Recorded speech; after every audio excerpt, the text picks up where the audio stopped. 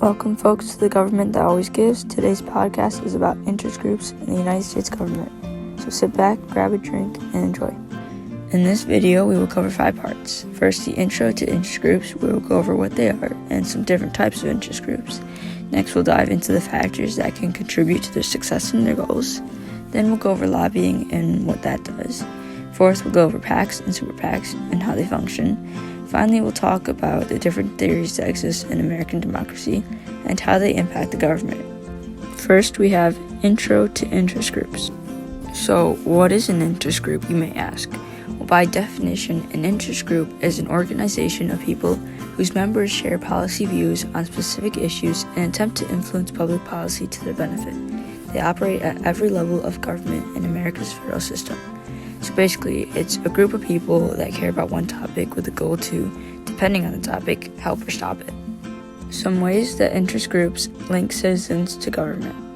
Interest groups express their members' preferences to government policymakers. They convey government policy information to their members. And finally, they raise and spend money to influence policymakers. So this is basically just saying that local people want to bring their ideas to the government. And the way that they do this is through interest groups. There are many differences between interest groups and political parties. Political parties nominate candidates, contest elections, and seek to gain control over the government. They have positions on a wide range of public issues and not just one specific thing or state. Political parties are public organizations that are accountable to the voters or constituents. Meanwhile, interest groups seek to support public officials and influence public policies. They focus only on specific issues that directly affect their members, and as a result, they're able to articulate specific policy positions. Interest groups are private organizations that are accountable to their members. Political parties are the ones that nominate the candidates, whereas interest groups, they do not. They more so support them and raise awareness to topics. Lately, there has been an explosion of interest groups. Officials in the legislative and executive branches control the distribution of billions of federal dollars, and as a result, most industries, corporations, professions, and unions now have interest groups to represent them in Washington, D.C. These are called lobbyists, which I'll talk a little bit more in depth about later. The number of interest groups has increased from 6,000 in 1959 to approximately 22,000 in 2010. Why is this, you may ask? Well, nowadays, people care about more things, and they're more vocal, and they have more access to the information. I'm going to give an overview on some of the different types of interest groups. First off, we have business groups. Most large corporations employ lobbyists to monitor legislative activity that may affect their business. This gives them intel and ensures that they have no bad publicity. The Chamber of Commerce is the world's largest business federation, and it spends $20 million a year lobbying for its 3,000 local chambers and 3 million members. It's crazy. The National Association of Manufacturers, or NAM, represents 12,000 small and large manufacturers in every industrial sector and in all 50 states. It focuses on legislation affecting labor laws, minimum wages, corporate taxes, and trade regulations. Next up, we have labor groups. The American labor movement reached its peak in 1956 when 33% of the non-agricultural workforce belonged to a union. Today, 60 million Americans, or about 13% of the non-agricultural workforce, belong to a union. Unions offer protections to their workers, so the workers can go on strike and not get fired, which can be kind of bad for companies. The American Federation of Labor and Congress of Industrial Organizations, or AFL-CIO, is America's largest labor union, both in size and political power. About 10 million workers are members of unions belonging to the AFL-CIO. Agricultural groups. Farmers make up less than 2% of America's population. However, their interest groups play an influential role in shaping agricultural policies. We pretty much get 95% of the food consumed from farmers, even though they only make up 2%. And so why do they need their own interest groups? Because, they're not a large population, but they are very important, so they need to be represented so they don't lose out on money and funding. The Farm Bureau and the National Farmers Union are broad-based organizations that speak for farmers. Specialized interest groups represent different farm products. For example, the National Milk Producers Federation represents the interests of American dairy farmers. Professional associations include interest groups that are more specific to professions, such as teachers, supportive personnel, retired educators, physicians and medical students, lawyers and law students, and etc. Environmental groups. Some leading environmental interest groups include the Sierra Club, the Audubon Society, and the World Wildlife Fund. Environmental interest groups support wilderness protection, pollution control, and animal rights. They oppose strip mining, nuclear power plants, and offshore drilling. Public interest groups include over 2,000 groups champion causes that promote the public good. Leading public interest groups include Common Cause and the League of Women Voters. Public interest groups support causes such as consumer rights, alternative sources of clean energy, and electoral reform. Equality interests include interest groups with a goal of equality, such as the National Association for the Advancement of Colored People, which is one of the most influential civil rights organizations. They are dedicated to fighting racial discrimination. The National Organization of Women is the largest feminist organization in the U.S., and the mission is to share equal rights, responsibilities, and opportunities with men while living free from discrimination. Single-issue groups are groups that focus their efforts on one issue. For example, the National Rifle Association is one of the best-known and most influential single-interest groups. It works to uphold the right of people to bear arms for recreation and self-defense. In contrast, the National Coalition to Bar Handguns is a single-issue group dedicated to gun control. Factors that contribute to their success and their goals. So, the fundamental goals for an interest group is to gain access to policymakers, influence public policy, and finally support sympathetic policymakers. So, how exactly do they do this? Let's break it down. First, they need to gain access to policymakers or people in government. What does that look like? Policymakers can be Congress or even the president. They bring more attention to their cause, and with every person that supports the group, it's another chance that they can get policymakers to listen to them and possibly influence them. Then, they try to convince policymakers to agree and help support them. This can be done by supporting those that they think might support their cause. They give money to people that side with them and people that belong to the same political party as them, since it means a greater chance of support from those policymakers that already have similar ideals to them. One factor is size. Size can be an important asset. A large interest group can marshal its members to email legislators, work in election campaigns, and participate in public protests. This causes people to have nothing else to do but stop and listen. Large size can also hurt.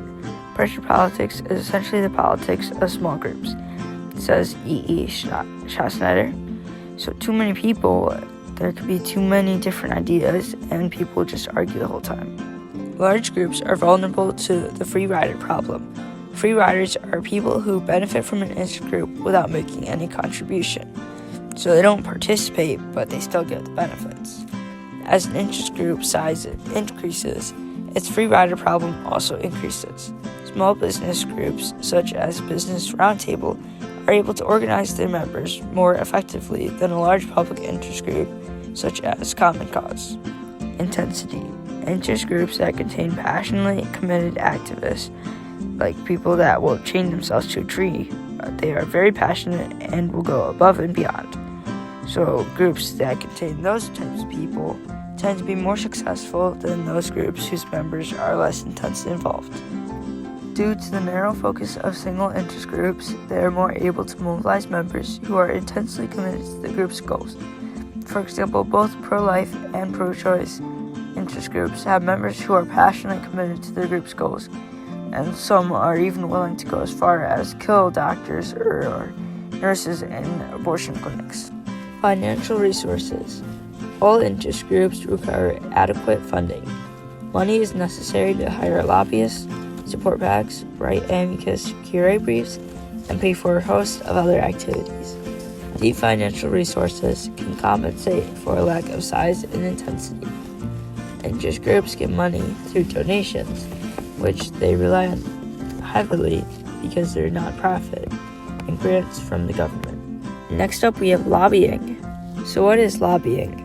Lobbying is a process by which interest groups attempt to influence the decisions of policymakers. Lobbyists are people who attempt to persuade policymakers to support the goals of an interest group. Lobbying Congress. Approximately 30,000 lobbyists work in D.C. They spend over $2 billion a year in lobbying Congress. They often testify before congressional committees and often provide members of Congress with information on technical issues because lobbyists know all the info. They often meet informally with congressional aides, and lobbyists often bring influential constituents to Washington to discuss important policy matters. Lobbying the executive branch. Most executive lobbying focuses on presenting a point of view to White House aides and other government officials. Most presidents have created a staff position to provide interest groups with access to their administration. Interest groups direct particular attention to establishing access to regulatory agencies. Lobbying the courts. Lobbyists often meet informally with members of Congress and the executive branch. It is inappropriate to have an informal meeting with a federal judge who is hearing a case important to the interest group the lobbyists are representing. They cannot meet with the Supreme Court justices about issues because that makes them biased. If the interest groups fail to achieve their goal in Congress, they often will take their case to the courts. Interest groups are not limited to directly sponsoring a case. They can also file an amicus curiae or a friend at the court brief in the case the group is interested in. Amicus briefs consist of written arguments submitted to a court in support of one side of a case. Interest groups now play a prominent role in influencing who is nominated to the federal courts. This is especially true for Supreme Court nominations. Now on to PACs and super PACs. What is a PAC? A PAC, or a political action committee, is a committee formed by business, labor, or other interest groups to raise money and make contributions to the campaign of political candidates whom they support. There are currently over 4,600 PACs. Over half of all PACs are sponsored by corporations and business groups. What is a super PAC? A super PAC is essentially 5 or more PACs working together on issues of similar topics. They generate more money, which leads to more publicity and people involved. The influence that they have on government officials is a lot higher than normal PACs. However, it's harder to create the laws that need to be passed since there are more people in the discussion. PACs and super PACs encourage a close connection between money and politics, and they help policies to be made by giving government officials and politicians a lot of money so that they support them and pass laws to benefit them and their cause. The amount of money that PACs can contribute directly to an individual candidate is limited by law. For example, a PAC can contribute a max of $5,000 per candidate per election. Elections such as primaries, general elections, and special elections are counted separately. PACs play a particularly significant role in supporting incumbent members of the House of Reps.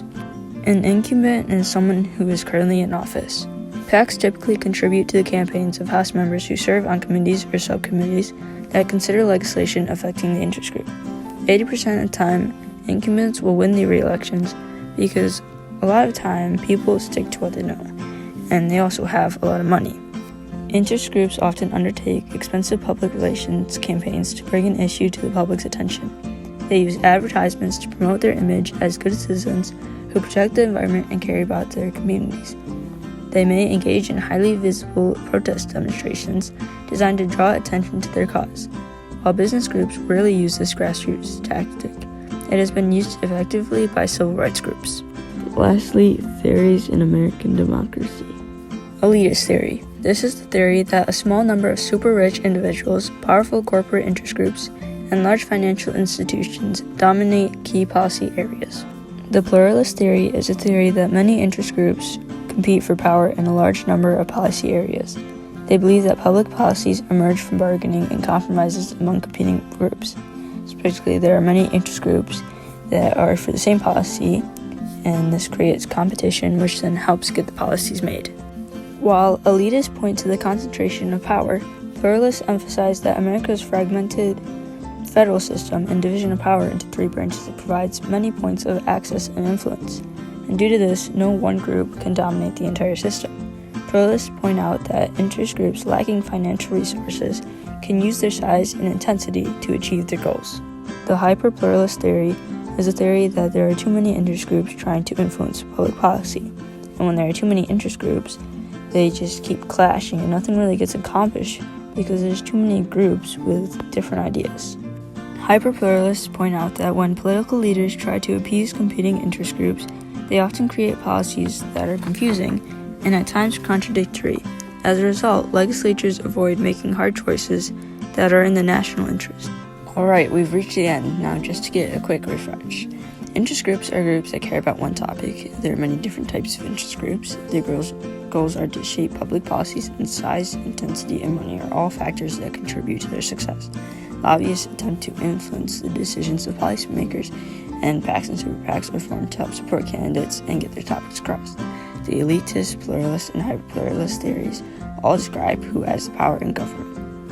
That's it for today, folks. I hope you enjoyed it. Have a great day, and tune in for the next podcast.